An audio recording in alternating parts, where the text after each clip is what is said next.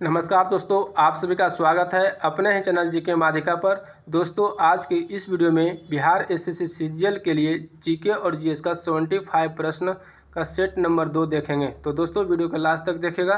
तो चलिए दोस्तों, शुरू करते हैं पहले प्रश्न से। तो दोस्तों, पहला प्रश्न है,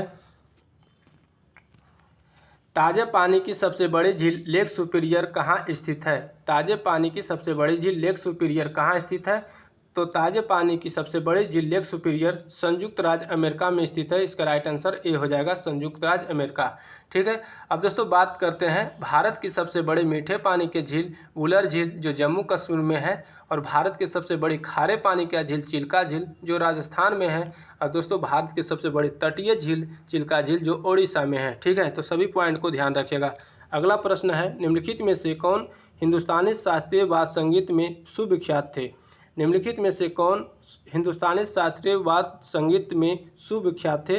तो दोस्तों, इसका राइट आंसर ऑप्शन बी हो जाएगा, एम.एस. सुब्बालक्ष्मी। ठीक है दोस्तों, एम.एस. सुब्बालक्ष्मी जो प्रथम भारतीय महिला है जो यूएनओ में अपनी कला का प्रदर्शन की। ठीक है, भारत सरकार ने 1998 में ईस्वी में एम.एस. सुब्बालक्ष्मी और सी सुब्रमण्यम को भारत रत्न दिया। ठीक है, तो सभी पॉइंट को ध्यान रखिएगा। और कब से भारत रत्न दिया जाता है? तो दोस्तों, 1954 से दिया जाता है। ठीक है, अगला प्रश्न देखते हैं कि निम्नलिखित में से किसने कम से कम 2 बार नोबेल पुरस्कार प्राप्त किया?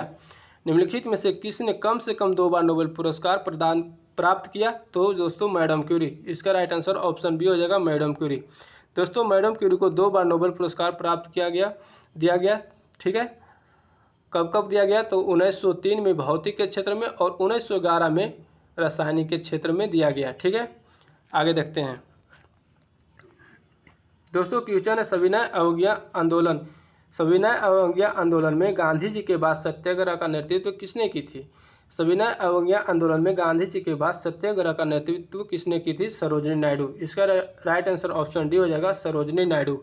अब दोस्तों, याद रखिएगा कि भारतीय राष्ट्रीय कांग्रेस की प्रथम भारतीय महिला अध्यक्ष कौन थी? तो सरोजिनी नायडू। और दोस्तों, उत्तर प्रदेश व देश की प्रथम महिला राज्यपाल भी सरोजिनी नायडू थी। एनी बेसेंट दोस्तों भारतीय राष्ट्रीय कांग्रेस के प्रथम महिला अध्यक्ष थी। ठीक है, तो याद रखिएगा। भारतीय रंगमंच में अवनिका का शुभारंभ किसने किया? भारतीय रंगमंच में अवनिका का शुभारंभ किसने किया? यूनानियों ने किया। इसका राइट आंसर ऑप्शन सी हो जाएगा, यूनानियों। अब दोस्तों, याद रखिएगा कि भारत में संगीत की शुरुआत सामवेद से होता है। भारत में संगीत का शुरुआत सामवेद से होता है। ठीक है, आगे देखते हैं। 97वां ज्ञानपीठ पुरस्कार 2022 निम्नलिखित में से किसे प्रदान किया गया? 97वां ज्ञानपीठ पुरस्कार 2022 निम्नलिखित में से किसे प्रदान किया गया?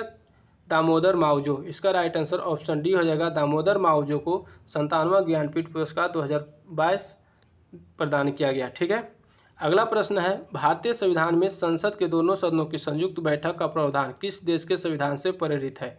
भारतीय संविधान में संसद के दोनों सदनों के संयुक्त बैठक का प्रावधान किस देश के संविधान से प्रेरित है? ऑस्ट्रेलिया। इसका राइट आंसर ऑप्शन ए हो जाएगा, ऑस्ट्रेलिया। अब दोस्तों, याद रखिएगा कि भारतीय संविधान में संयुक्त के दोनों सदनों के संयुक्त बैठक का प्रावधान किस अनुच्छेद में है? तो अनुच्छेद 108 में है। ठीक है, अब दोस्तों, अमेरिका के संविधान से क्या लिया गया है? तो अमेरिका के संविधान से मूल अधिकार, संविधान की सर्वोच्चता, राष्ट्रपति पर महाभियोग, वित्तीय आपात, ये सभी दोस्तों अमेरिका के संविधान से लिया गया है। ठीक है, मौलिक कर्तव्य दोस्तों रूस के संविधान से लिया गया है। और दोस्तों, विधि का शासन, एकल नागरिकता, ये सब है दोस्तों ब्रिटेन के संविधान से लिया गया है। ऑस्ट्रेलिया से और क्या लिया गया दोस्तों? समवर्ती सूची भी ऑस्ट्रेलिया के संविधान से लिया गया है। ठीक है, आगे देखते हैं दोस्तों, क्वेश्चन है, भारत में उगाई जाने वाली अधिकतर कॉफ़ी की किस्म है? भारत में उगाई जाने वाली अधिकतर कॉफ़ी किस्म अरेबिका है। तो इसका राइट आंसर ऑप्शन सी हो जाएगा, अरेबिका। ठीक है, अब दोस्तों, भारत में सबसे अधिक कॉफ़ी का उत्पादन कर्नाटक में होता है, और भारत में चाय सबसे अधिक उत्तम किस्म की उत्पादन दोस्तों दार्जिलिंग पश्चिम बंगाल में होता है। ठीक है, और विश्व में यदि बोलेगा कि विश्व में कॉफ़ी का सबसे अधिक उत्पादन कौन सा देश करता है? ब्राज़ील। ठीक है, तो याद रखिएगा। अगला प्रश्न है, किस योजना के अंतर्गत सरकार ने वह कृषि नीति बनाई जिसने हरित क्रांति की जन्म दिया? तो दोस्तों तृतीय पंचवर्षीय योजना के अंतर्गत सरकार ने वह कृषि नीति बनाई जिसने हरित क्रांति की जन्म दिया। ठीक है, तृतीय पंचवर्षीय योजना का अवधि है दोस्तों 1961 से 1966 ईस्वी के बीच। ठीक है, अब दोस्तों भारत में यदि भारत में बोलेगा कि हरित क्रांति का शुरुआत कब किया गया था, तो 1966 ईस्वी में। ठीक है, भारतीय हरित क्रांति का जनक एम.एस. स्वामीनाथन को कहा जाता है और श्वेत क्रांति का जनक वर्गीज कुरियन को कहा जाता है। ठीक है, तो सभी को ध्यान रखिएगा। अगला प्रश्न है, अवमूल्यन का प्रमुख लक्ष्य होता है निर्यात को बढ़ावा देना। ऑप्शन बी हो जाएगा सही आंसर, ऑप्शन बी हो जाएगा निर्यात को बढ़ावा देना। दोस्तों भारत में अब तक 3 बार रुपया का अवमूल्यन किया गया, 1949, 1966 और 1991 में। ठीक है, सबसे अधिक बार कौन सा देश मुद्रा का अवमूल्यन किया, तो चीन ने। ठीक है, आगे देखते हैं। दोस्तों क्वेश्चन है, संरचनात्मक बेरोजगारी का कारण है अपर्याप्त उत्पादन क्षमता। इसका राइट आंसर ऑप्शन डी हो जाएगा अपर्याप्त उत्पादन क्षमता। ठीक है, भारतीय संविधान ने भारत को किस प्रकार वर्णित किया, तो एक राज्यों का संघ। इसका राइट आंसर ऑप्शन बी हो जाएगा एक राज्यों का संघ। ठीक है, भारत राज्यों का संघ है, राज्यों के केंद्र ने बनाया, राज्यों ने केंद्र को नहीं बनाया। ठीक है, इसका मतलब होता है। अब भारतीय संविधान को भाग 1 के अनुच्छेद 1 में भारतीय राज्यों का परिक्षेत्र का वर्णन है। ठीक है, तो इतना ध्यान रखिएगा। और दोस्तों नागरिकता से संबंधित है भाग 2 में अनुच्छेद 5 से 11 तक। ठीक है, आगे देखते हैं। लोकसभा द्वारा पारित धन विधेयक राज्यसभा द्वारा पारित मान लिया जाता है यदि उच्च सदन उस पर किस समय सीमा के कार्य संपादन न करे, तो 14 दिन। तो इसका राइट आंसर ऑप्शन बी हो जाएगा 14 दिन। ठीक है, आगे देखते हैं। दोस्तों क्वेश्चन है, सरदार वल्लभ भाई पटेल की तुलना निम्नलिखित में से की जाती है। सरदार वल्लभ भाई पटेल की तुलना निम्नलिखित में से की जाती है बिस्मार्क। इसका राइट आंसर ऑप्शन डी हो जाएगा बिस्मार्क। सरदार वल्लभ भाई पटेल की तुलना बिस्मार्क से किया जाता है। ठीक है, और दोस्तों सरदार वल्लभ भाई पटेल को भारत का लौह पुरुष भी कहा जाता है। ठीक है, तो ध्यान रखिएगा। अगला प्रश्न है, नेताजी इंडियाज इंडिपेंडेंस एवं ब्रिटिश आर्काइव्स पुस्तक के लेखक कौन है? नेताजी इंडियाज इंडिपेंडेंस एवं ब्रिटिश आर्काइव्स पुस्तक के लेखक कौन है? तो इसका राइट आंसर ऑप्शन सी हो जाएगा डॉक्टर कल्याण कुमार डे। ठीक है, अगला प्रश्न है, किसी वस्तु का पूंजी तथा उत्पादन का अनुपात किसका माप है? किसी वस्तु का पूंजी तथा उत्पादन का अनुपात किसका माप है? तो इसका आंसर हो जाएगा उत्पादन की प्रति इकाई में निविष्ट पूंजी की राशि। तो ऑप्शन बी हो जाएगा इसका सही आंसर। ठीक है, आगे देखते हैं। मौलिक अधिकारों को लागू करने के लिए रिट जारी की जाती है। मौलिक अधिकारों को लागू करने के लिए रिट जारी की जाती है उच्चतम न्यायालय द्वारा। इसका राइट आंसर ऑप्शन सी हो जाएगा उच्चतम न्यायालय द्वारा। मौलिक अधिकारों को लागू करने के लिए उच्चतम न्यायालय द्वारा रिट जारी किया जाता है। ठीक है, उच्चतम न्यायालय इसका आंसर हो जाएगा। भारतीय अक्षय ऊर्जा दिवस या नवीकरणीय ऊर्जा दिवस प्रत्येक वर्ष किस तिथि को मनाया जाता है? भारतीय अक्षय ऊर्जा दिवस या नवीकरणीय ऊर्जा दिवस प्रत्येक वर्ष 20 अगस्त को मनाया जाता है। इसका राइट आंसर ऑप्शन डी हो जाएगा 20 अगस्त। गांधी इन चंपारण पुस्तक के लेखक कौन है? गांधी इन चंपारण पुस्तक के लेखक दीनानाथ गोपाल तेंदुलकर है। तो इसका राइट आंसर बी हो जाएगा दीनानाथ गोपाल तेंदुलकर। ठीक है, अब दोस्तों गांधी जी प्रथम सत्याग्रह जो भारत में क्या था, तो कहाँ? चंपारण में क्या था? 1917 ईस्वी में। ठीक है, गांधी जी ने दक्षिण अफ्रीका कब गया था? तो दोस्तों 1893 में। और भारत कब वापस आया था? तो 1915 में। ठीक है, आगे देखते हैं। दोस्तों क्वेश्चन है, निम्नलिखित देशों में से किस देश में तकलामाकन मरुस्थल स्थित है? निम्नलिखित देशों में से किस देश में तकलामाकन मरुस्थल स्थित है? तो दोस्तों चाइना देश में तकलामाकन मरुस्थल स्थित है। ऑप्शन बी हो जाएगा चीन। ठीक है। अब दोस्तों मंगोलिया में स्थित है गोबी मरुस्थल, जो एशिया का सबसे बड़ा मरुस्थल गोबी मरुस्थल है। ठीक है, आगे देखते हैं। मानचित्र बनाने के विज्ञान को कहते हैं, मानचित्र बनाने के विज्ञान को कहते हैं कार्टोग्राफी। इसका राइट आंसर ऑप्शन बी हो जाएगा कि मानचित्र बनाने के विज्ञान को कार्टोग्राफी कहते हैं। ठीक है, आगे देखते हैं। दोस्तों क्वेश्चन है, मुद्रास्फीति के अंतर्गत मुद्रा का मूल्य घटता है। ठीक है, तो इसका राइट आंसर ऑप्शन ए हो जाएगा, मुद्रा का मूल्य घटता है। अगला प्रश्न है, IMF की पूंजी किसके योगदान से बनती है? IMF की पूंजी किसके योगदान से बनती है? तो दोस्तों IMF की पूंजी सदस्य राष्ट्र के सहयोग से बनती है। तो सदस्य राष्ट्र ऑप्शन सी हो जाएगा, सदस्य राष्ट्र के सहयोग से बनती है, योगदान से बनती है। ठीक है। अब दोस्तों बात करेंगे IMF की स्थापना कब हुआ? तो 1945 में हुआ। दोस्तों वर्तमान में 190 देश शामिल हैं। ठीक है, और 190वां देश दोस्तों अंडोरा है। ठीक है, अंडोरा है।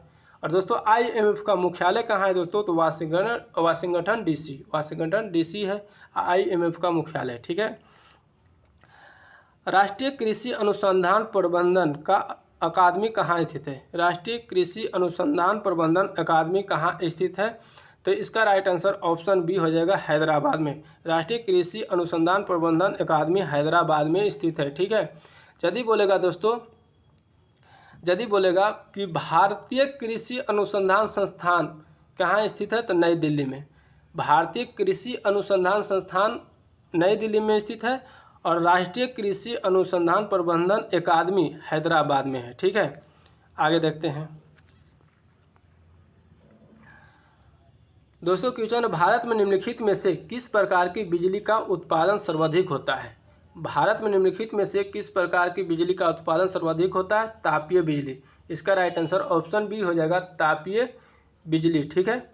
अगला प्रश्न है, जब स्वतंत्रता की माउंटबेटन योजना स्वीकार की गई उस समय भारतीय राष्ट्रीय कांग्रेस का अध्यक्ष कौन थे? जब स्वतंत्रता की माउंटबेटन योजना स्वीकार की गई उस समय भारतीय राष्ट्रीय कांग्रेस का अध्यक्ष कौन था? तो दोस्तों आचार्य JB कृपलानी। इसका राइट आंसर ऑप्शन डी हो जाएगा, आचार्य JB कृपलानी। ठीक है। अब दोस्तों स्वतंत्र भारत का प्रथम गवर्नर जनरल लॉर्ड माउंटबेटन थे। ठीक है। जब भारत की आज़ादी के समय दोस्तों ब्रिटेन के प्रधानमंत्री कौन थे? तो क्लीमेंट एटली थे। ठीक है, आगे देखते हैं। लोकसभा का चुनाव लड़ने के लिए प्रत्याशी की न्यूनतम आयु कितनी होनी चाहिए? लोकसभा चुनाव लड़ने के लिए प्रत्याशी की न्यूनतम आयु कितनी होनी चाहिए? 25 वर्ष होनी चाहिए। तो इसका राइट आंसर ऑप्शन सी हो जाएगा, 25 वर्ष। अब दोस्तों राज्यसभा और विधान परिषद के चुनाव लड़ने के लिए 30 वर्ष होनी चाहिए। ठीक है। ग्राम पंचायत के चुनाव में उम्मीदवार की आयु 21 वर्ष होनी चाहिए और राज्यपाल, राष्ट्रपति और उपराष्ट्रपति पद के लिए आयु न्यूनतम 35 वर्ष होनी चाहिए। ठीक है दोस्तों, तो सभी को ध्यान रखिएगा। आगे देखते हैं। दोस्तों क्वेश्चन है, यह विचार किसने विकसित किया था? यह विचार किसने विकसित किया था कि साधन के उद्देश्यों का औचित्य बनाते हैं? यह विचार किसने विकसित किया था कि साधन ही उद्देश्यों का औचित्य बनाते हैं? तो इसका दोस्तों आंसर हो जाएगा डी, महात्मा गांधी। ठीक है। किसने कहा था कि स्वाद का वास्तविक स्थान जीवा नहीं है बल्कि मन है? किसने कहा था कि स्वाद का वास्तविक स्थान जीवा नहीं है बल्कि मन है? तो महात्मा गांधी ने कहा था। इसका राइट आंसर ऑप्शन बी हो जाएगा, महात्मा गांधी। दोस्तों महात्मा गांधी और क्या कहा था कि मेरा जीवन ही मेरा दर्शन, ये महात्मा गांधी ने ही कहा था। ठीक है। करो या मरो का नारा किसने दिया? महात्मा गांधी ने दिया। ठीक है, आगे देखते हैं। अगला प्रश्न है, भारतीय संविधान की उद्देशिका में परिवर्तन किस संशोधन अधिनियम से किए गए? भारतीय संविधान की उद्देशिका में परिवर्तन किस संशोधन अधिनियम से किए गए?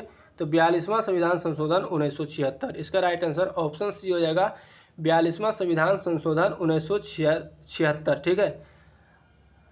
भारतीय संविधान का दोस्तों संविधान संशोधन का प्रावधान भारतीय संविधान के किस अनुच्छेद में है दोस्तों? तो अनुच्छेद 368, अनुच्छेद 368। ठीक है, तो याद रखिएगा कि संविधान संशोधन का प्रावधान भारतीय संविधान के किस अनुच्छेद में है? तो 368 अनुच्छेद में है। ठीक है, आगे देखते हैं, संसद के किसी भी सदन के 2 सत्रों के बीच अंतराल किससे अधिक नहीं होना चाहिए? संसद के किसी भी सदन के 2 सत्रों के बीच अंतराल किससे अधिक नहीं होनी चाहिए? 6 महीना के। तो ऑप्शन बी हो जाएगा, 6 महीना के अंतराल अधिक नहीं होना चाहिए। ठीक है, आगे देखते हैं, एलोरा में गुफाएं और शैलकृति मंदिर है। एलोरा में गुफाएं और शैलकृति मंदिर हिंदू बौद्ध और जैन के गुफाओं में अवस्थित है। ठीक है, हिंदू बौद्ध जैन शैलकृत मंदिर एलोरा के गुफाओं में अवस्थित है। तो इसका राइट आंसर ऑप्शन ए हो जाएगा, हिंदू बौद्ध और जैन। ठीक है, आगे देखते हैं दोस्तों, क्वेश्चन है, अकबर के दरबार में सबसे प्रसिद्ध संगीतकार तानसेन का मूल नाम था। अकबर के दरबार में सबसे प्रसिद्ध संगीतकार तानसेन का मूल नाम था रामतनु पांडे। इसका राइट आंसर ऑप्शन सी हो जाएगा, रामतनु पांडे। ठीक है, किस अधिनियम की महत्वपूर्ण विशेषता प्रांतीय स्वायत्तता थी? किस अधिनियम की महत्वपूर्ण विशेषता प्रांतीय स्वायत्तता थी? तो 1935 अधिनियम की महत्वपूर्ण विशेषता प्रांतीय स्वायत्तता थी। ठीक है, महाबलीपुरम के 7 पैगोडा किसके द्वारा संरक्षित कला के साक्षी हैं? महाबलीपुरम के 7 पैगोडा किसके द्वारा संरक्षित कला की साक्षी है? तो इसका राइट आंसर ऑप्शन ए हो जाएगा, पल्लवी। ठीक है, महाबलीपुरम के 7 पैगोडा पल्लव कला से संबंधित है। तो इसका राइट आंसर पल्लवी हो जाएगा। ठीक है, अगला प्रश्न है, 1857 के विद्रोह के दौरान भारत का गवर्नर जनरल कौन था? 1857 के विद्रोह के दौरान भारत का गवर्नर जनरल कौन था दोस्तों? तो इसका राइट आंसर हो जाएगा ऑप्शन बी, लॉर्ड कैनिंग। ठीक है, लॉर्ड कैनिंग। अगला प्रश्न देखते हैं, महात्मा बुद्ध किस वंश से संबंधित है? महात्मा बुद्ध किस वंश से संबंधित है? तो दोस्तों महात्मा बुद्ध शाक वंश से संबंधित है। इसका राइट आंसर ऑप्शन सी हो जाएगा, शाक वंश। दोस्तों महात्मा बुद्ध का जन्म 563 ईसा पूर्व में हुआ था, कपिलवस्तु लुम्बिनी नामक स्थान पर। ठीक है, और सबसे ज़्यादा उपदेश श्रावस्ती में दिया था, और सबसे पहला उपदेश यदि पूछेगा तो सारनाथ में दिया था। ठीक है, निम्नलिखित में से किसको सूर्य की ऊर्ध्वाधर किरणें कभी भी नहीं मिलेगी? निम्नलिखित में से किसको सूर्य के ऊर्ध्वाधर किरणें कभी भी नहीं मिलेगी? तो दोस्तों श्रीनगर। इसका राइट आंसर ऑप्शन डी हो जाएगा, श्रीनगर। ठीक है, भारत की जनसंख्या में ऋणात्मक वृद्धि दर किस दशक में दर्ज की गई थी? भारत की जनसंख्या में ऋणात्मक वृद्धि दर किस दशक में दर्ज की गई थी? तो 1911 से 21। ठीक है, इसका राइट आंसर ऑप्शन बी हो जाएगा, 1911 से 21। निम्नलिखित में से कौन सा संसाधन अजैविक और नवीकरणीय है? निम्नलिखित में से कौन सा संसाधन अजैविक और नवीकरणीय है? तो दोस्तों जल। इसका राइट आंसर ऑप्शन सी हो जाएगा कि जल संसाधन अजैविक और नवीकरणीय है। ठीक है, आगे देखते हैं दोस्तों, क्वेश्चन है, निम्नलिखित में से कौन सा नगर राष्ट्रीय राजधानी क्षेत्र में नहीं आता है? निम्नलिखित में से कौन सा नगर राष्ट्रीय राजधानी क्षेत्र में नहीं आता है? तो इसका राइट आंसर ऑप्शन डी हो जाएगा, मथुरा। ठीक है, मथुरा। अगला प्रश्न है, भारत की किस नदी को वृद्ध गंगा कहा जाता है? भारत की किस नदी को वृद्ध गंगा कहा जाता है? तो गोदावरी। इसका राइट आंसर बी हो जाएगा कि भारत की गोदावरी नदी को वृद्ध गंगा कहा जाता है। और दोस्तों दक्षिण की गंगा कावेरी नदी को कहा जाता है। कावेरी नदी को दक्षिण की गंगा कहा जाता है। श्रीरंगपट्टनम कावेरी नदी पर अवस्थित है। श्रीरंगपट्टनम कावेरी नदी पर अवस्थित है। और गोदावरी दक्षिण भारत की सबसे बड़ी नदी है। दक्षिण भारत की सबसे बड़ी नदी गोदावरी है और भारत की वृद्ध गंगा के नाम से जाना जाता है। कौन सी नदी? गोदावरी। और कावेरी नदी को दक्षिण की गंगा कहा जाता है। ठीक है। भारत की सबसे बड़ी नदी कौन सी है दोस्तों? गंगा। भारत की सबसे बड़ी नदी गंगा जो भारत में बहती है। ठीक है। आगे देखते हैं। तंजानिया की राजधानी है, तंजानिया की राजधानी दोस्तों कहाँ है? तो डोडोमा। इसका राइट आंसर डी हो जाएगा, डोडोमा। तंजानिया की राजधानी डोडोमा है। ठीक है दोस्तों। नैरोबी, केनिया की राजधानी नैरोबी है, केनिया की राजधानी नैरोबी है। युगांडा दोस्तों, युगांडा राजधानी कंपाला, यानी कंपाला दोस्तों युगांडा की राजधानी कंपाला है। और लुसाका दोस्तों जाम्बिया की है, जाम्बिया की राजधानी लुसाका है। तो तंजानिया की राजधानी डोडोमा, ठीक है। केनिया की राजधानी नैरोबी, जाम्बिया की राजधानी लुसाका, युगांडा की राजधानी कंपाला है। ठीक है। तो सभी को ध्यान रखिएगा। अगला प्रश्न है, अंडमान द्वीप समूह और निकोबार द्वीप समूह निम्नलिखित में से किसके द्वारा एक दूसरे से अलग किए गए हैं? अंडमान द्वीप समूह और निकोबार द्वीप समूह निम्नलिखित में से किसके द्वारा एक दूसरे से अलग किए गए हैं? तो 10 डिग्री चैनल। तो इसका राइट आंसर ऑप्शन ए हो जाएगा, 10 डिग्री चैनल। ठीक है। आगे देखते हैं दोस्तों, क्वेश्चन है कंप्यूटर के लिए आईसी चिप आमतौर पर बनाए जाते हैं। तो कंप्यूटर के लिए आईसी चिप आमतौर पर बनाए जाते हैं सिलिकॉन के। तो इसका राइट आंसर ऑप्शन बी हो जाएगा, सिलिकॉन। ठीक है। आईसी चिप का खोज किसने किया दोस्तों? तो आईसी चिप का खोज रॉबर्ट नॉयस और जैक किल्वे ने किया। ठीक है। कंप्यूटर का जनक किसे कहा जाता है? चार्ल्स बेबेज को कंप्यूटर का जनक कहा जाता है। और दोस्तों प्रथम उपग्रह आर्यभट्ट है। ठीक है। भारत का प्रथम उपग्रह आर्यभट्ट है। ठीक है। आगे देखते हैं। आतंकवाद से पीड़ितों का अंतर्राष्ट्रीय दिवस हर साल किस तिथि को मनाया जाता है? आतंकवाद से पीड़ितों का अंतर्राष्ट्रीय दिवस हर साल किस तिथि को मनाया जाता है? तो 21 अगस्त। इसका राइट आंसर ऑप्शन सी हो जाएगा, 21 अगस्त। ठीक है। आगे देखते हैं। मार्च 2022 में जमशेदपुर में आयोजित सैफ अंडर 18 महिला फुटबॉल चैंपियनशिप किसने जीता? मार्च 2022 में जमशेदपुर में आयोजित सैफ अंडर 18 महिला फुटबॉल चैंपियनशिप किसने जीता? भारत ने जीता। इसका राइट आंसर बी हो जाएगा, भारत। ठीक है। आगे देखते हैं।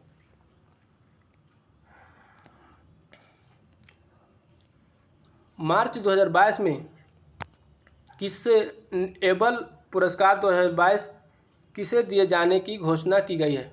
मार्च 2022 में एबल पुरस्कार 2022 किसे दिए जाने की घोषणा की गई है? तो इसका राइट आंसर ऑप्शन सी हो जाएगा, डेनिस पार्नेल सुलिवन। मार्च 2022 में एबल पुरस्कार 2022 डेनिस पार्नेल सुलिवन को दिए जाने की घोषणा की गई है। ठीक है। पंचायती राज सम्मिलित किया गया है, पंचायती राज सम्मिलित किया गया है, पंचायती राज सम्मिलित किया गया है दोस्तों राज्य सूची में। इसका राइट आंसर बी हो जाएगा, राज्य सूची में। ठीक है। 73वें संविधान संशोधन 1992 द्वारा दोस्तों संविधान में भाग 9 और अनुसूचित बोलेगा तो 11 में जोड़कर पंचायती राज संस्थाओं का संवैधानिक स्तर प्रदान किया गया है। ठीक है। तो याद रखिएगा कि पंचायती राज का व्यवस्था प्रावधान कहाँ किया गया तो भाग 9 में, अनुसूचित बोलेगा 11, संविधान संशोधन 73वां संविधान संशोधन 1992 द्वारा। ठीक है। तो सभी को याद रखिएगा। और पंचायती राज को सम्मिलित किया गया राज्य सूची में। ठीक है। अगला प्रश्न है कि बिहार सरकार ने किसकी जन्म दिवस को शिक्षा दिवस के रूप में मनाने की निर्णय लिया? बिहार सरकार ने किसकी जन्म दिवस को शिक्षा दिवस के रूप में मनाने का निर्णय लिया? तो मौलाना अबुल कलाम आज़ाद। इसका राइट आंसर ऑप्शन बी हो जाएगा, मौलाना अबुल कलाम आज़ाद। दोस्तों मौलाना अबुल कलाम आज़ाद स्वतंत्र भारत के प्रथम शिक्षा मंत्री थे। ठीक है। तो याद रखिएगा कि मौलाना अबुल कलाम आज़ाद स्वतंत्र भारत के प्रथम शिक्षा मंत्री थे और बिहार सरकार ने मौलाना अबुल कलाम आज़ाद के जन्म दिवस पर शिक्षा दिवस के रूप में मनाने का निर्णय लिया। ठीक है। अगला प्रश्न है, पृथ्वी के वायुमंडल की कौन सी परत रेडियो तरंगों को पृथ्वी पृष्ठ पर परावर्तित करती है? पृथ्वी के वायुमंडल की कौन सी परत रेडियो तरंगों की पृथ्वी के पृष्ठ पर परावर्तित करती है? तो आयन मंडल। आयन मंडल इसका राइट आंसर ऑप्शन ए हो जाएगा, आयन मंडल। ठीक है दोस्तों, आयन मंडल संचार मंडल के लिए आदर्श मंडल है। ठीक है, वायुमंडल की सभी महत्वपूर्ण घटनाएं दोस्तों क्षोभ मंडल में होता है, क्षोभ मंडल में। और समताप मंडल में दोस्तों शांत सबसे शांत रहता है, शांति होता है समताप मंडल में। तो वायुयान को दोस्तों समताप मंडल में वायुयान उड़ने के लिए आदर्श मंडल माना जाता है। ठीक है, अगला प्रश्न देखते हैं। निम्नलिखित में कौन सा युग्म सही सुमेलित नहीं है? निम्नलिखित में कौन सा युग्म सही सुमेलित नहीं है? तो नायलॉन दोस्तों, नायलॉन थर्मोप्लास्टिक। ठीक है, नायलॉन जो है थर्मोप्लास्टिक सामग्री होती है। ठीक है, पीवीसी दोस्तों थर्मोसेटिंग नहीं होता है, पीवीसी थर्मोसेटिंग नहीं, थर्मोप्लास्टिक है। ठीक है, तो यही हो जाएगा सही answer. Phenol formaldehyde thermosetting, polypropylene thermoplastic. ठीक है, तो इसका आंसर हो जाएगा बी, पीवीसी जो होता है थर्मोसेटिंग नहीं, थर्मोप्लास्टिक होता है। ठीक है, अगला प्रश्न देखते हैं। पेट्रोल से लगी आग बुझाने में जल प्रभावित नहीं होता है, क्यों नहीं होता है?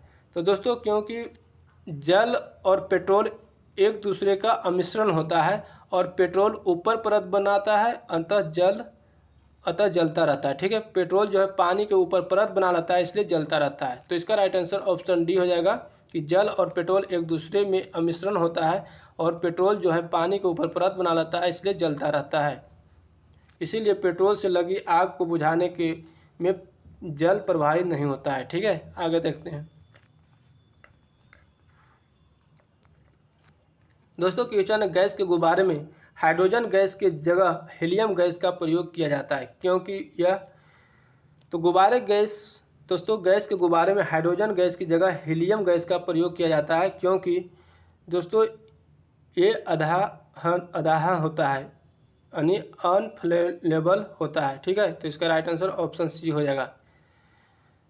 फलों को कृत्रिम रूप से पकाने के लिए प्रयुक्त गैस है, फलों को कृत्रिम रूप से पकाने के लिए प्रयुक्त गैस है एसिटिलीन। तो इसका राइट आंसर ऑप्शन सी हो जाएगा, एसिटिलीन। ठीक है, आगे देखते हैं।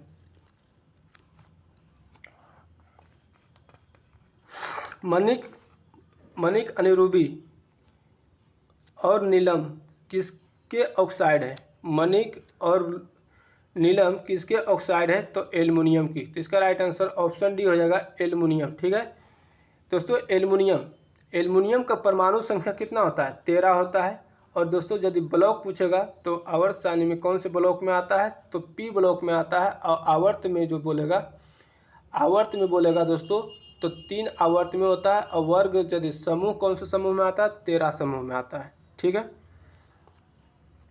अगला प्रश्न है, एक फोटो सेल में प्रकाश ऊर्जा को परावर्तित किया जाता है, एक फोटो सेल में प्रकाश ऊर्जा को परिवर्तित किया जाता है विद्युत ऊर्जा में। तो इसका राइट आंसर ऑप्शन डी हो जाएगा कि एक फोटो सेल में प्रकाश ऊर्जा को विद्युत ऊर्जा में परिवर्तित किया जाता है। ठीक है, अब दोस्तों विद्युत मोटर दोस्तों विद्युत ऊर्जा से यांत्रिक ऊर्जा में परिवर्तित करता है। और यदि डायनेमो बोलेगा तो इसका उल्टा काम करता है, यानी यांत्रिक ऊर्जा से विद्युत ऊर्जा में परिवर्तित करता है। ठीक है, अगला प्रश्न है, स्टोकी नलिका मानव शरीर के किस भाग में स्थित होती है? तो दोस्तों स्टो नलिका जो है श्रवण नलिका होता है। तो श्रवण कहाँ से होता है? कान से। तो इस कान से संबंधित हो जाएगा। स्टो नलिका मानव शरीर के किस भाग में स्थित है? कान में। ठीक है, अगला प्रश्न है, यदि मनुष्य की एक ही आँख होती तो क्या होता? यदि मनुष्य की एक ही आँख होती तो दोस्तों इसका आंसर हो जाएगा बी और सी दोनों, यानी दृश्य क्षेत्र कम हो जाता है और त्रिविमीय प्रतिबिंब दिखाई नहीं देता है। ठीक है दोस्तों, आगे देखते हैं। दोस्तों क्वेश्चन है, रुधिर स्कंदन में मदद करने वाले विटामिन है। रुधिर स्कंदन में मदद करने वाले विटामिन के है। ऑप्शन डी हो जाएगा विटामिन के। अब दोस्तों विटामिन के का रासायनिक नाम क्या होता है दोस्तों? तो फिलोक्विनोन होता है। ठीक है, फिलोक्विनोन होता है। विटामिन सी की कमी से कौन सा रोग होता है? स्कर्वी रोग होता है। विटामिन डी की कमी से रिकेटस नामक रोग होता है। और विटामिन ई की कमी से कौन सा रोग होता है? तो दोस्तों जनन में शक्ति में कम होता है। ठीक है। विटामिन सी का दोस्तों रासायनिक नाम क्या होता है? तो एस्कॉर्बिक एसिड होता है। Vitamin D calciferol. Vitamin E होता है टेकोफेरॉल। ठीक है। और विटामिन के का होता है फिलोक्विनोन। ठीक है। तो सभी को याद रखिएगा। निम्नलिखित में से कौन सा सही मेल है? निम्नलिखित में से कौन सा सही मेल है? तो इसका राइट आंसर ऑप्शन डी हो जाएगा, हाइपोटेंशन दिल का दौरा। हाइपोटेंशन दिल के दौरा से संबंधित है। ठीक है। अगला प्रश्न देखते हैं दोस्तों। अगला प्रश्न है अनियत तापी प्राणियों के लिए निम्नलिखित में से कौन सा सही है? अनियत तापी प्राणियों के लिए निम्नलिखित में से कौन सा सही है? तो दोस्तों अनियत उनके शरीर का तापमान वायुमंडल के अनुसार बदलता रहता है। ठीक है। तो इसका राइट आंसर ऑप्शन बी हो जाएगा। एड्स वायरस का आनुवांशिक पदार्थ होता है। एड्स वायरस का आनुवांशिक पदार्थ होता है एक सूची आरएनए। ठीक है। एड्स वायरस का आनुवांशिक पदार्थ होता है एक सूची आरएनए। ठीक है। एड्स दोस्तों कौन सी वायरस होता है? HIV वायरस के कारण होता है। ठीक है। और एलिसा जांच जो होता है एड्स की पता लगाने के लिए एलिसा जांच किया जाता है। अगला प्रश्न है रडार के आविष्कार कौन थे? रडार के आविष्कारक कौन थे? तो A.H. टेलर और लियो सी यंग। तो इसका राइट आंसर ऑप्शन डी हो जाएगा कि रडार का आविष्कारक टेलर और यंग थे। ठीक है। अगला प्रश्न है खाने का सोडा का रासायनिक नाम क्या है? खाने का सोडा का रासायनिक नाम दोस्तों सोडियम बाइकार्बोनेट, जिसको बेकिंग सोडा भी कहते हैं। तो खाने का सोडा का रासायनिक नाम सोडियम बाइकार्बोनेट है। और रासायनिक सूत्र होता है NaHCO3 इसका रासायनिक सूत्र होता है। ठीक है। अगला प्रश्न है परमाणु पायल का प्रयोग कहाँ होता है? परमाणु पायल का प्रयोग कहाँ होता है? तो दोस्तों ताप नाभिकीय संलयन का प्रचालन में। ठीक है। इसका राइट आंसर ऑप्शन सी हो जाएगा कि परमाणु पायल का प्रयोग ताप नाभिकीय संलयन के प्रचालन में होता है। ठीक है। अब दोस्तों नाभिकीय विखंडन से परमाणु ऊर्जा प्राप्त होता है। सूर्य के ऊर्जा का मुख्य स्रोत नाभिकीय संलयन की प्रक्रिया है। ठीक है। आगे देखते हैं।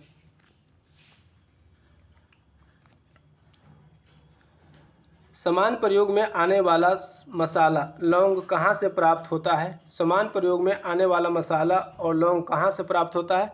फूल की कली से। इसका राइट आंसर ऑप्शन सी हो जाएगा, फूल की कली से। दोस्तों मसालों का बगीचा कौन सा राज्य को कहा जाता है? तो केरल को। और छोटी इलायची केरल में सबसे अधिक उत्पादन होता है। और बड़ी इलायची भारत के सिक्किम में उत्पादन होता है। ठीक है। बड़ी इलायची सबसे अधिक भारत के सिक्किम में उत्पादन होता है। और छोटी इलायची का सर्वाधिक उत्पादन केरल में होता है। और मसालों का घर कहा जाता है केरल को। ठीक है। जो पदार्थ जल के संपर्क में आने पर तत्काल कोलाइड विलयन बना लेता है उसे कहते हैं, क्या कहते हैं? तो उसे सलविरागी, उसे क्या कहते हैं? जलरागी कोलाइड। इसका राइट आंसर ऑप्शन डी हो जाएगा, जलरागी कोलाइड। ठीक है। अगला प्रश्न देखते हैं। गामा किरणें क्या होती है? दोस्तों गामा किरणें क्या होती है? तो गामा किरणें रेडियो सक्रिय पदार्थों द्वारा उत्सर्जित ऊर्जा युक्त किरणें होते हैं। ठीक है। इसका राइट आंसर ऑप्शन सी हो जाएगा कि गामा किरणें रेडियो सक्रिय पदार्थों द्वारा उत्सर्जित ऊर्जा युक्त किरणें होते हैं। एक अणु ग्लूकोज की पूर्ण ऑक्सीकरण से प्राप्त होती है। एक अणु ग्लूकोज के पूर्ण ऑक्सीकरण से प्राप्त होती है 38 अणु ATP। इसका राइट आंसर भी हो जाएगा 38 अणु ATP। ठीक है। आगे देखते हैं। समुद्री खरपतवार निम्न में से किसका महत्वपूर्ण स्रोत है? समुद्री खरपतवार निम्न में से किसका महत्वपूर्ण स्रोत है? आयोडीन का। इसका आंसर हो जाएगा ऑप्शन सी, आयोडीन। ठीक है। अब दोस्तों आयोडीन की कमी से घेंघा रोग होता है। ठीक है। अगला प्रश्न है सामान्यतः 1 से 3 वर्ष के शिशुओं में प्रोटीन की कमी से निम्नलिखित में से कौन सा रोग होता है? तो दोस्तों 1 से 3 वर्ष के शिशुओं में प्रोटीन की कमी से कौन सा रोग होता है? क्वाशियोरकर। इसका राइट आंसर ऑप्शन सी हो जाएगा, क्वाशियोरकर। ठीक है। दोस्तों अगला प्रश्न है, जड़ों द्वारा अवशोषित जल शीर्ष तक पहुंचाता है। जड़ों द्वारा अवशोषित जल शीर्ष तक पहुंचाता है दारू द्वारा। इसका राइट आंसर ऑप्शन बी हो जाएगा, दारू द्वारा। दोस्तों दारू को कहते हैं जाइलम, ठीक है। तो जाइलम के द्वारा जाइलम के द्वारा जल पहुंचाया जाता है, यानी पौधे के जड़ से जल एवं खनिज लवण पत्ती तक कौन पहुंचाता है, तो जाइलम, ठीक है। और फ्लोएम का क्या काम क्या होता है, तो दोस्तों फ्लोएम का काम होता है कि पत्तियों द्वारा तैयार भोजन पौधे के विभिन्न भागों में पहुंचाता है, ठीक है। फ्लोएम का काम है कि पत्तियों द्वारा तैयार की गई भोजन को पौधे के विभिन्न भागों तक पहुंचाता है। और जाइलम को दारू कहते हैं, दारू द्वारा, हिंदी हो गया दारू, ठीक है। तो जाइलम द्वारा का काम है कि जल और खनिज को पहुंचाना, ठीक है। अगला प्रश्न है, कोशिकाओं के अध्ययन से संबंधित जैविक की शाखा को कहते हैं। तो कोशिकाओं के अध्ययन को क्या कहते हैं, तो साइटोलॉजी। इसका राइट आंसर ऑप्शन ए हो जाएगा, साइटोलॉजी। दोस्तों अगला प्रश्न और आखिरी प्रश्न है, कार्बन डाइऑक्साइड जल में घुलकर कौन सा अम्ल बनाता है। कार्बन डाइऑक्साइड यानी CO2 को यदि H2O से अभिक्रिया करेगा, यानी कह रहा है कार्बन डाइऑक्साइड को जल से घुलकर क्या बनाता है, तो CO2 को जल से अभिक्रिया करते हैं तो क्या बनेगा, H2CO3, ठीक है। तो इसका राइट आंसर ऑप्शन बी हो जाएगा, H2CO3। तो दोस्तों आज की वीडियो यहीं तक रहने देते हैं। अगर वीडियो अच्छा लगा तो लाइक करिएगा, चैनल पे नहीं तो चैनल को सब्सक्राइब करके बेल आइकन दबा लीजिएगा, क्योंकि आगे भी इसी तरह के वीडियो लाते रहेंगे। जय हिंद।